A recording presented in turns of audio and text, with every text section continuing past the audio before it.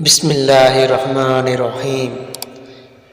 حضرت سلیمان علیہ السلام نہر کے کنارے بیٹھے ہوئے تھے کہ ان کی نگاہ ایک چیونٹی پر پڑی جو گیہوں کا ایک دانہ لے کر نہر کی طرف جا رہی تھی۔ حضرت سلیمان علیہ السلام اس کو بہت غور سے دیکھنے لگے۔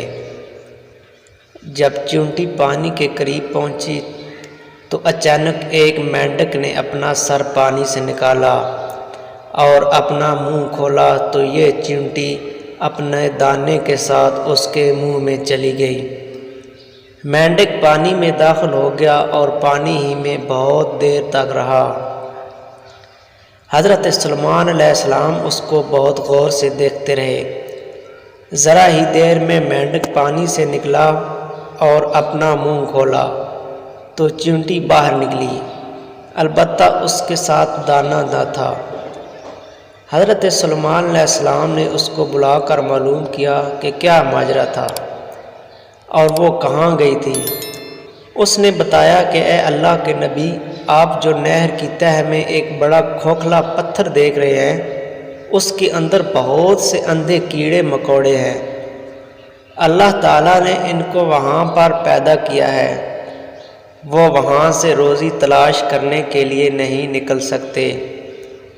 اللہ تعالیٰ نے مجھے اس کی روزی کا وکیل بنایا ہے، میں اس کی روزی کو اٹھا کر لے جاتی ہوں اور اللہ نے اس مینڈک کو میرے لیے مسخر کیا ہے تاکہ وہ مجھے لے کر جائے۔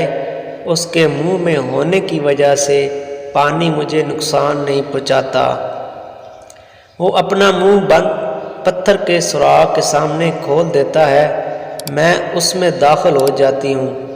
جب میں اس کی روزی اس تک پہنچا کر پتھر کے سوراخ سے اس کے منہ تک آتی ہوں تو مینڈک مجھے منہ سے باہر نکال دیتا ہے۔